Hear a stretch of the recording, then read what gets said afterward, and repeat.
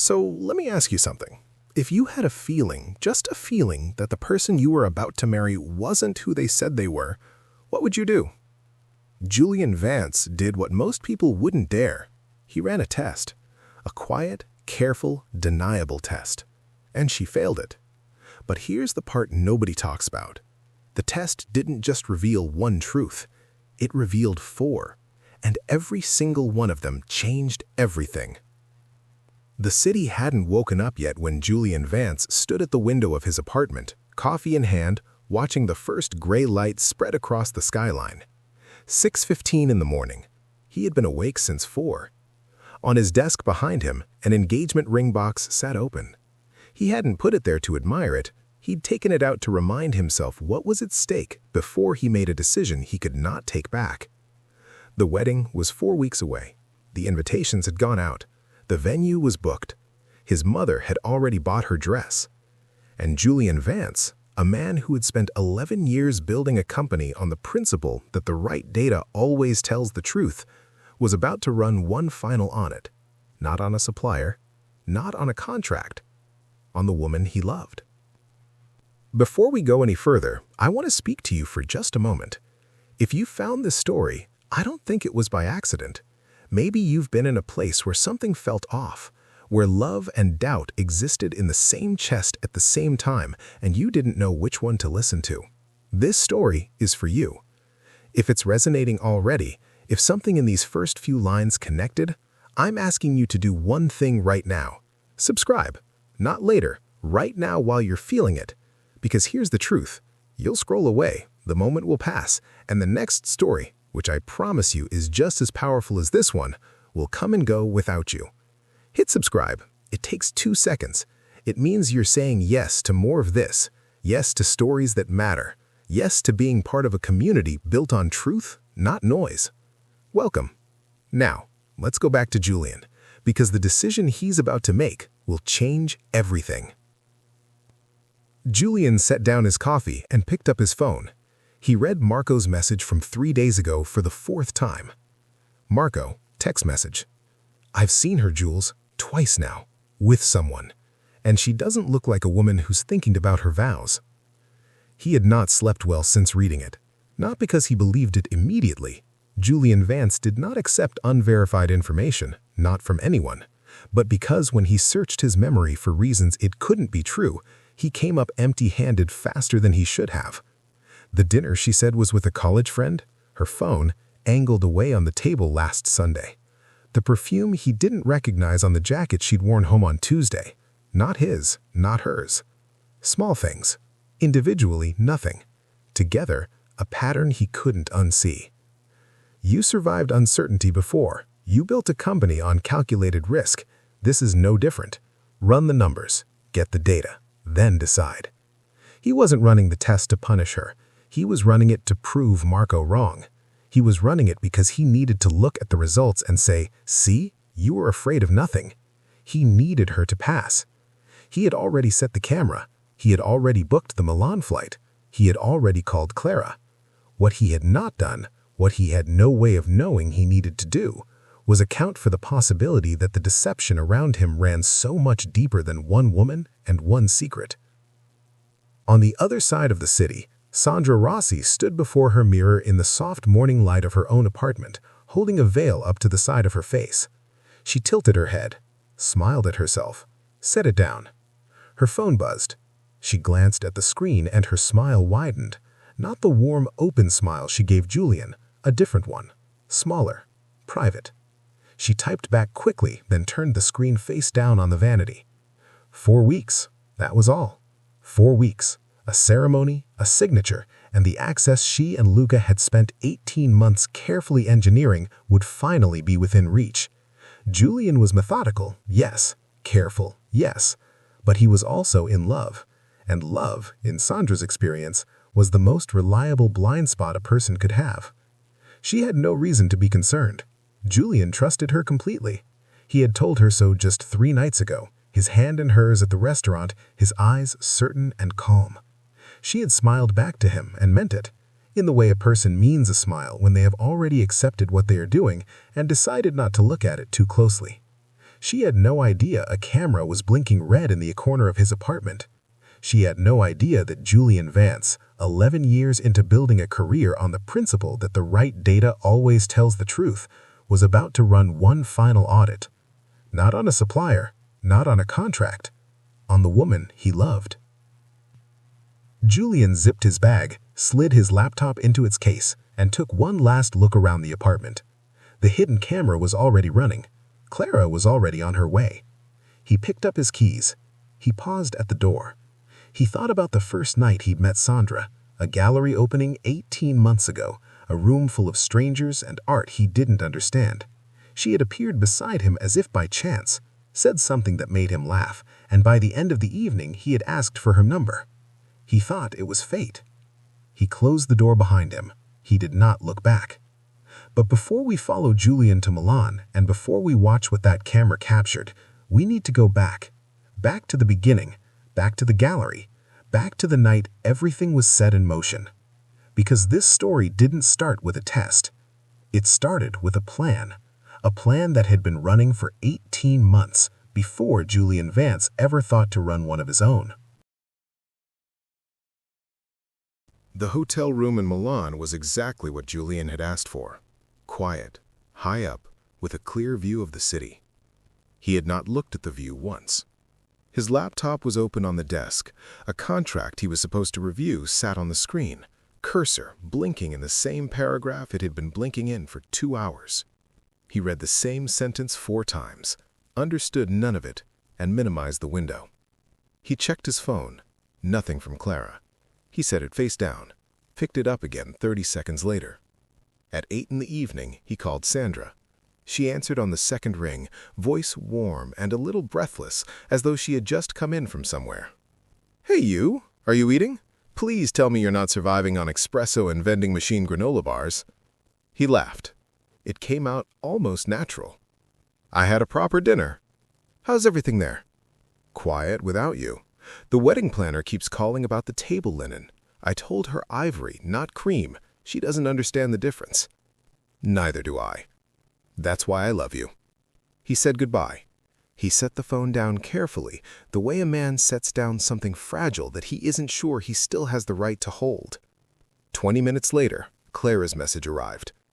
"Made contact. She came to the rooftop, left with someone. I got it on my phone. Julian, call me when you can." He read it once, then again. He set the phone down and opened his laptop. He pulled up the apartment camera feed. The footage was time-stamped. He dragged the playhead to 7:30 p.m. and pressed play. For 18 minutes, nothing. The apartment sat empty. His desk, his bookshelves, the framed Florence photo on the wall, still and familiar in the way home always is when you're watching it from a distance. Then the front door opened. Sandra came in first, coat still on, keys swinging in her hand. Julian had seen her walk through that door 100 times. The way she moved was completely ordinary. That was the worst part, how completely ordinary it was. The man behind her was sandy-haired, tall, unhurried. He closed the door without being asked and shrugged off his jacket and laid it over the back of the sofa, Julian's sofa, as though the gesture required no thought whatsoever. Julian watched. The man, Luca, he already knew it was Luca. The name had been floating in his mind since Marco's text. Moved toward the kitchen. He didn't ask where anything was. He reached directly for the correct cabinet, second from the left, above the counter, pulled out 2 glasses. He'd been here before, not once, enough times to know. Julian's hand was very still on the trackpad. He watched them sit. He watched Sandra laugh at something, head back, easy, unguarded in the way she was when she didn't know she was being watched. He watched Luca lean toward her. He watched her not pull away. He couldn't hear what they were saying. The camera had no audio. But Clara did. He called her. She picked up after 1 ring and said nothing. He said nothing. He heard her breathe. "Julian, play it." A pause. Then the faint crackle of a phone recording, slightly distant, caught from a rooftop above. Sandra's voice filled the hotel room in Milan. "Julian is security. You are the rest of my life. 4 more weeks and I'll have both." The recording stopped. The line was silent. Julian did not move. Outside, Milan glittered 17 floors below him, indifferent and unchanged. He asked only one question. "Julian, how long?" Clara's voice came back barely above a whisper. "I don't know. A while." It was the right answer. It was also not quite the whole truth. Julian heard the difference, a beat of hesitation just slightly too long, a fraction of a second that had nothing to do with satellite delay. He registered it the way he registered everything, quietly, without showing it, and without letting it go. He thanked her. He ended the call. He closed the laptop. He sat in the silence of the hotel room for a long time, not moving, not reaching for his phone, not doing anything at all, just sitting with it, the way you sit with the confirmation of something you already knew but had been hoping with every quiet corner of yourself was wrong. He booked the first flight back, 6:45 in the morning. He did not call Sandra to tell her he was coming home early. He did not call Marco. He packed his bag in 12 minutes, set an alarm, and lay on top of the hotel bed fully dressed, staring at the ceiling until 3 a.m. Then he took out his notebook, paper, not phone, and he made a list. Not of feelings. Julian Vance had no use for feelings right now. Feelings were noise. What he needed was signal. He wrote down what he knew. He wrote down what he didn't know yet. He drew a line between them and began, methodically, to plan how to close the gap. By the time the taxi pulled up outside the hotel at 5:15, he had 3 columns filled. By the time the plane lifted off the runway, he had a framework. By the time the wheels touched down and the city reappeared below him, gray and silver in the early morning, his city, the one he'd built a life inside, Julian Vance had a plan. He hadn't made a single decision out of anger. He hadn't fired off a confrontation text. He hadn't called Sandra from somewhere over the Alps and let grief do the talking. He had done what he always did when the numbers stopped making sense. He had gathered more data. Because the footage had answered one question, but Clara's hesitation opened another, and the PI report he was about to commission would crack open a third, one that reached far back than a man named Luca and a rooftop and a glass pulled from the second cabinet on the left. Julian Vance had run a loyalty test to prove his fiancée was innocent. She wasn't. But the real question, the one that was only just beginning to form at the edge of everything, was not about Sandra at all.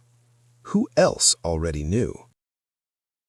For 2 days after landing, Julian said nothing to anyone.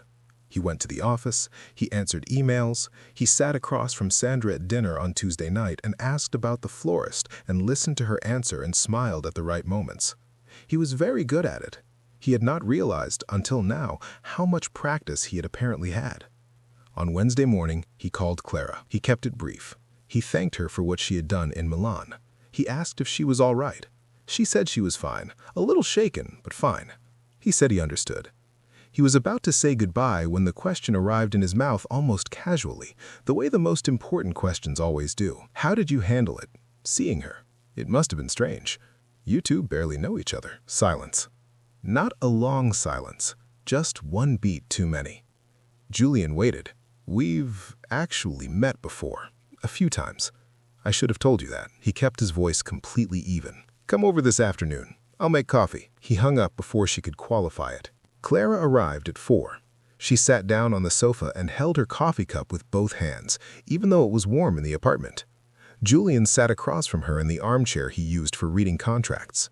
He did not lean forward. He did not fill the silence. He let it do its work. It took less than 90 seconds.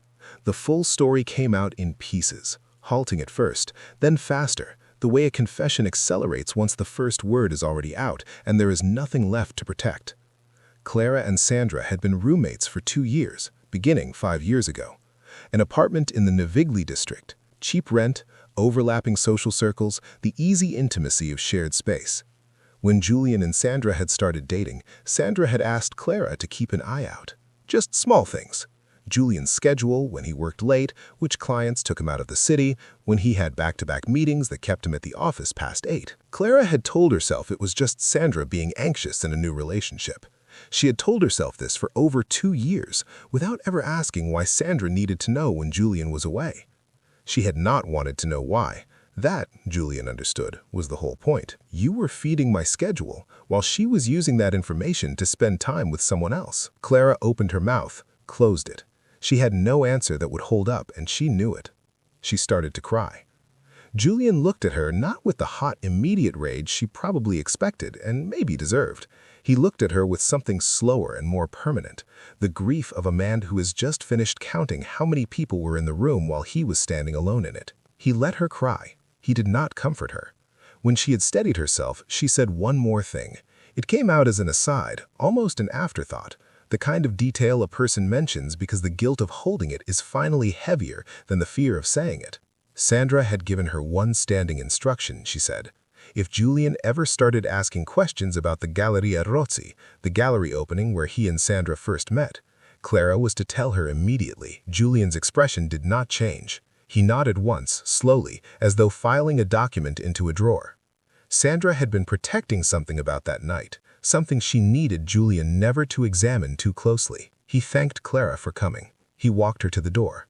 He closed it behind her and stood in the silence of his apartment for a long moment. Then he picked up his phone and called a number he had never used before. The private investigator had a small office near the Porta Veneza, third floor, no receptionist.